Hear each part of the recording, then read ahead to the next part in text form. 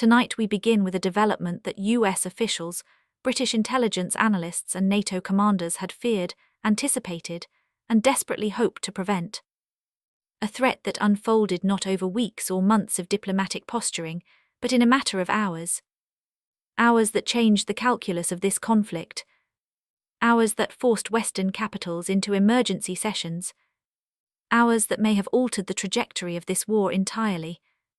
What Vladimir Putin did today crossed a line that Washington and London had hoped would hold. And when that line broke, Ukraine did not hesitate. They responded with precision, with devastating force, and with a message that echoed from Kyiv to the Kremlin. This is a story about escalation, about resolve, and about the moment when words became actions, and actions became consequences. For several weeks now, there had been signals, not from official Kremlin statements, not from formal diplomatic channels, just signals, that Vladimir Putin was preparing something unprecedented. Putin has been aggressive, yes, but he has been calculated in his aggression.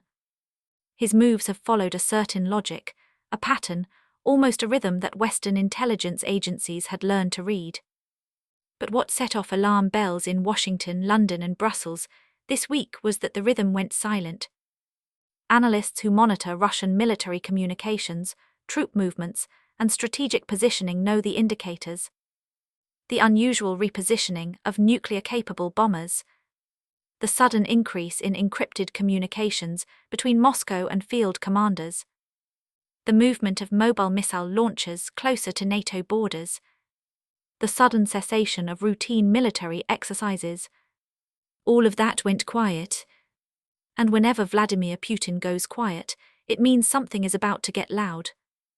Western intelligence services have spent 3 years learning the tells, the subtle shifts in Russian behavior that precede major escalations. They've tracked the movement of ships in the Black Sea, the repositioning of air defense systems, the timing of propaganda campaigns on state media. But this time the silence was different, it was deliberate, it was coordinated, and it was terrifying. Officials at the Pentagon told NBC News that they had not seen this level of communications discipline from the Russian military since the lead-up to the full-scale invasion in February 2022. That comparison alone should tell you how seriously this is being taken. Early this morning, British intelligence detected what they described as an unprecedented level of strategic communication activity, including direct encrypted channels between the Kremlin and Russian strategic forces that had not been activated in over 18 months. These are the kinds of communication protocols that Russia only activates when they are signaling something very specific. A major offensive, a strategic repositioning, or a direct threat to Western powers. NATO observers didn't know which category this fell into, or whether it fell into all three at once. But what they did know was that Putin was changing his posture. And when a nuclear-armed autocrat shifts posture without explanation, even by the smallest measure, every intelligence agency in the Western world pays attention. Then came the broadcast. At 11:47 a.m. Moscow time, Vladimir Putin appeared on Russian state television in what was billed as an address to the Russian people. But within minutes, it became clear that the intended audience was not in Moscow or St. Petersburg.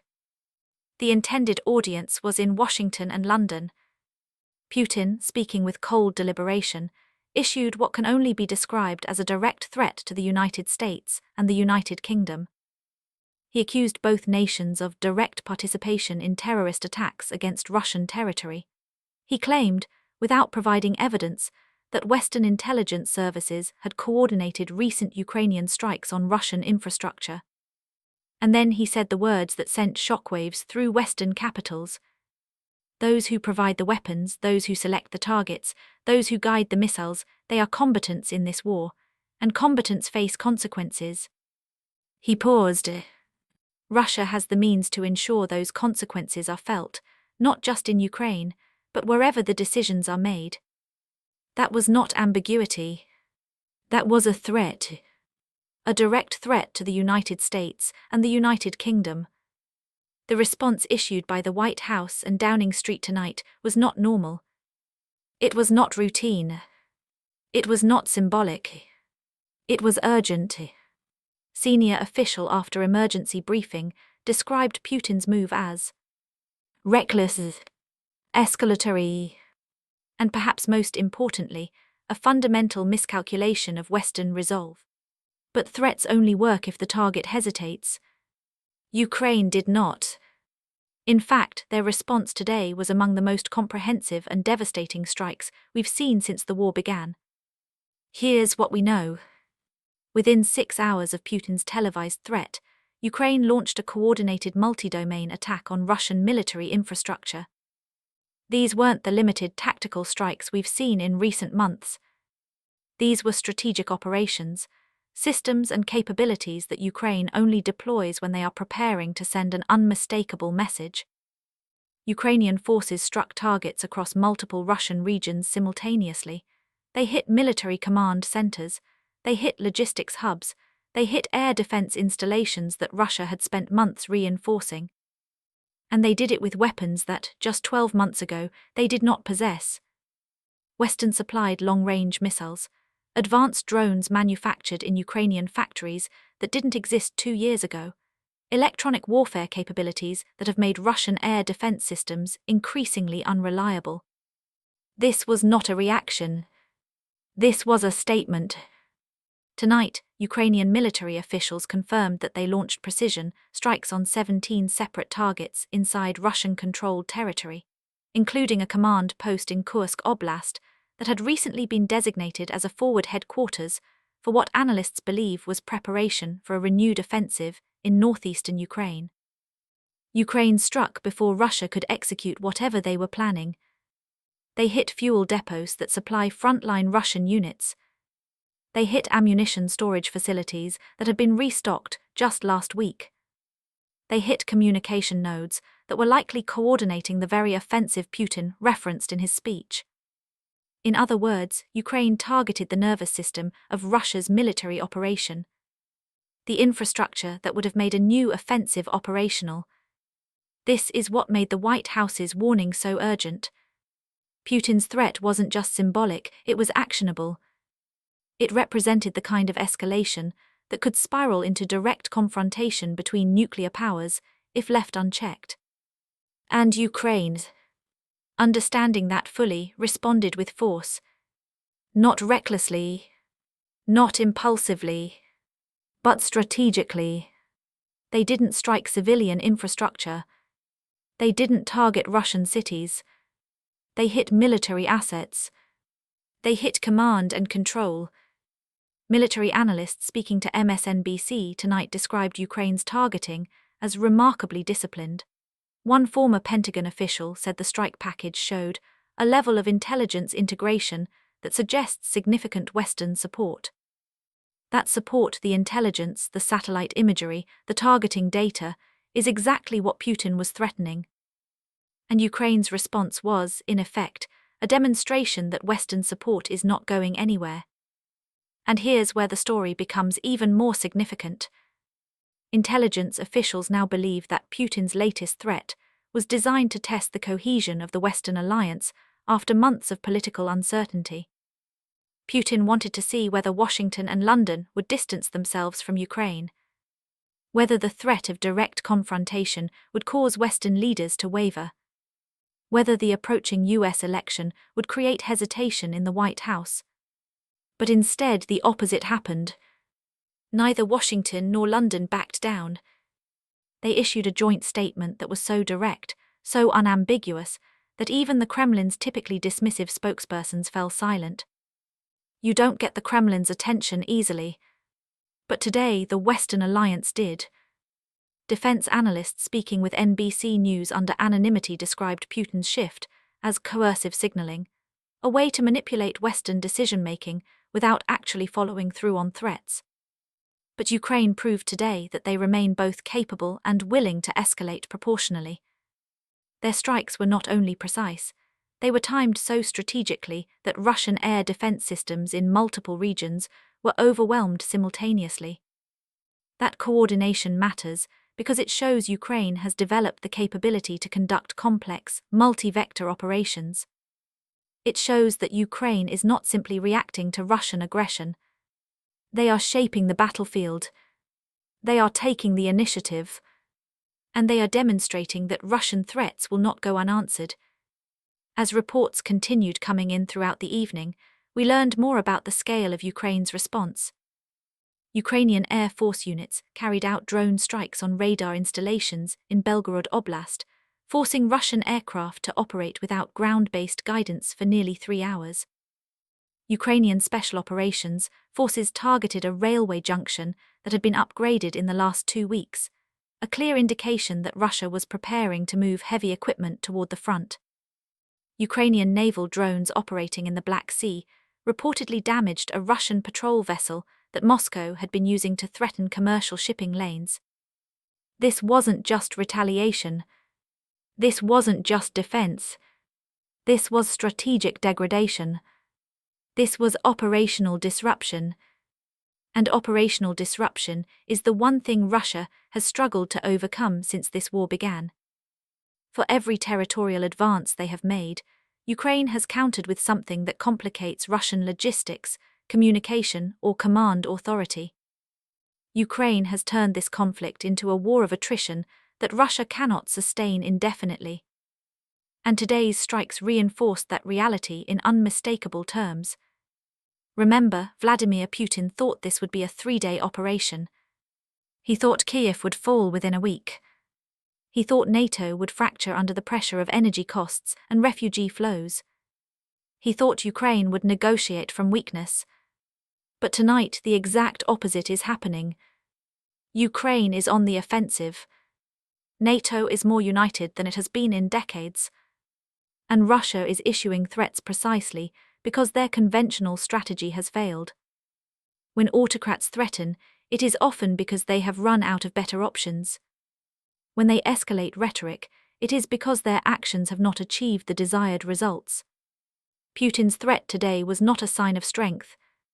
It was a sign of frustration. It was a sign that 3 years into this war, Vladimir Putin still does not have a path to the victory he promised the Russian people. What makes this moment so dangerous and so unpredictable is that Putin's latest move happened at a time when he is under extraordinary domestic pressure. Russian nationalists want faster progress on the battlefield. Russian oligarchs want an end to sanctions that are crippling their wealth. Russian military leaders want more resources and clearer strategic direction. Russian mothers want their sons to come home. Putin is balancing these demands while simultaneously trying to project strength to the outside world. And when leaders in that position make sudden moves, they're not doing it from strength. They're doing it from pressure. They're doing it from vulnerability. The threat to the US and UK was in many ways a performance for domestic consumption, a way to show the Russian public that Putin is still in control, still defiant, still willing to challenge the West. But the problem with performances is that sometimes they have real consequences. And tonight, the consequences are unfolding in real time. The White House statement, now distributed to every major news outlet in the world, was designed to signal that the United States is not willing to be intimidated into abandoning Ukraine. National Security Council officials said plainly that Putin's threat was inconsistent with responsible behavior by a nuclear power. That is diplomatic language for, we see what you're doing and it won't work. You don't usually hear that tone from the White House unless something serious is at stake. The British government was equally direct. Prime Minister's office issued a statement calling Putin's remarks unacceptable and reaffirming the UK's unwavering commitment to Ukrainian sovereignty. Behind the scenes, we're told that emergency consultations are taking place between Washington, London, and other NATO capitals. The question being discussed, what happens if Putin follows through? The answer being prepared, consequences that would make the current sanctions look mild by comparison. Meanwhile, Ukraine's President Volodymyr Zelensky addressed his nation in a calm, measured speech tonight. He said, "We will not be frightened by threats. We have heard threats before, we are still here." He said, "Every missile Russia fires at our cities we will answer. Every threat they make we will meet with action." And he said, "The world must understand this is not just Ukraine's war, this is democracy's war, this is freedom's war, and freedom does not negotiate with terror." These are not rhetorical flourishes. These are statements from a nation that understands just how high the stakes have become. Zelensky has spent 3 years leading a country at war. He knows that words matter. And tonight, his words were chosen very carefully. Here's what makes the situation even more concerning. Putin's latest threat wasn't isolated. Along with his televised address, Russian Foreign Ministry officials issued diplomatic notes to US and UK ambassadors demanding an immediate halt to weapons shipments. Russian state media began running segments describing potential targets in Western Europe.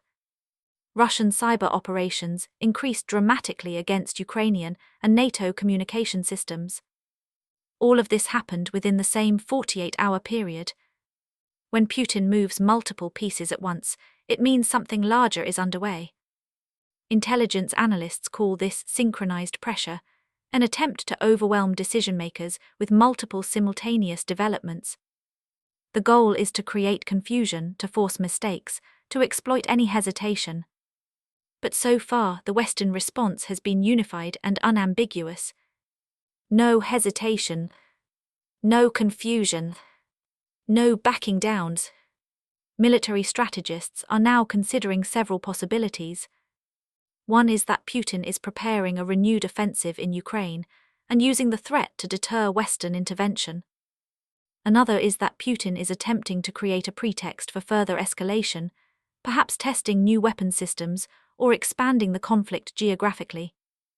A third possibility, the one worrying officials the most, is that Putin is attempting to fracture the Western alliance before the US election, hoping that political uncertainty will translate into reduced support for Ukraine. But today, Ukraine took that card off the table. They didn't wait for Western guidance. They didn't ask for permission. They didn't hesitate while committees deliberated. They struck. And in striking, they demonstrated that Ukraine will not be paralyzed by Russian threats.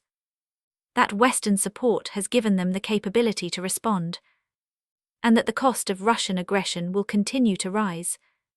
What we're watching now is a test of resolve. Putin wants to see whether threats can accomplish what tanks and missiles have not. Ukraine wants to show that they will not be intimidated, ever. Washington wants to prevent this conflict from spiraling into direct NATO-Russia confrontation. And Europe wants to prevent the war from spreading beyond Ukraine's borders. All of these objectives are in tension. All of them are being tested tonight. The next 72 hours will be critical. Tonight, we've heard from intelligence officials who are now monitoring Russian military communications around the clock. They say there are no indications of imminent Russian nuclear movements, a crucial data point that suggests Putin's threat remains rhetorical for now. They say Russian conventional forces are actually struggling to respond to tonight's Ukrainian strikes, with multiple units reporting significant disruption to their communications. And they say Putin's decision to issue this threat is likely part of a broader campaign intended to influence Western political dynamics in the coming months.